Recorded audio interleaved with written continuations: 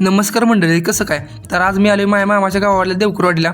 आमचं सकाळचं नियोजन ठरलं की पवायला जायचं. मग मी, मामा, सोनू, मोहित, आबाई मामाने शिवम गेलं पवायला. आबाई मामा आमचा सगळ्यात छोटा मामा आणि सोनू मोहित आमच्या मामाची मुलं.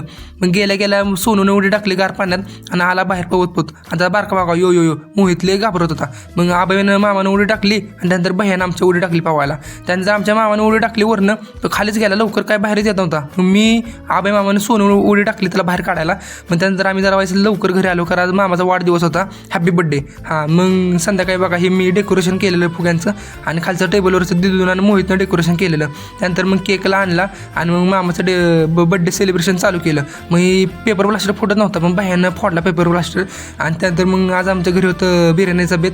मग सगळीजण बिर्याणीच्या ताटावर बसली आणि सगळीजण मला म्हणत होते मला पण व्हिडिओमध्ये घे, मला पण व्हिडिओमध्ये घे. मग सगळ्यांना वाईट वाटू नये मग सगळ्यांना व्हिडिओमध्ये घेतलं आणि आमच्या मामीमध्ये बसून बिर्याणी वाटत होत्या. चला ठीक आहे, भेटू नंतर.